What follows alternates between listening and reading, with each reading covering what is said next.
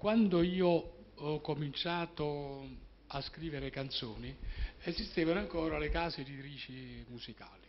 Era una grande istituzione perché era una specie di naviscuola per i giovani autori, perché i giovani avevano la possibilità di incontrare i maestri, voglio dire i grandi autori, e poi di incontrare gli interpreti. Io frequentavo la casa editrice ABC del maestro Vian, di cui Renato Fiore era il principale collaboratore, perché lui ha 10 anni più di me, quindi ci siamo conosciuti, abbiamo legato, siamo diventati amici e si è instaurato un rapporto di stima reciproca.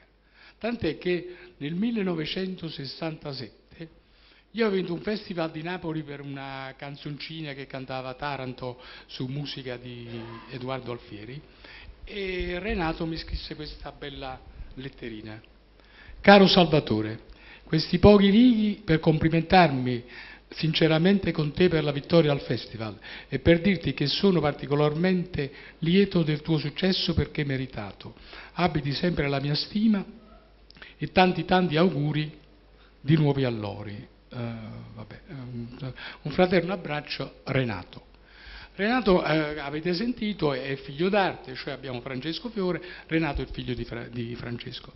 E lui è fra gli autori, come ho detto prima, protagonisti di un bel periodo della canzone napoletana che va dal dopoguerra, segnatamente per esempio con le 3 grandi canzoni del dopoguerra immediato, del 1944, quando l'Italia era ancora occupata, a Napoli si cantava Dove sta Zazà, si mirava la paesetta, Muriata Nera, e quindi fino al 60 ci sono state belle canzoni.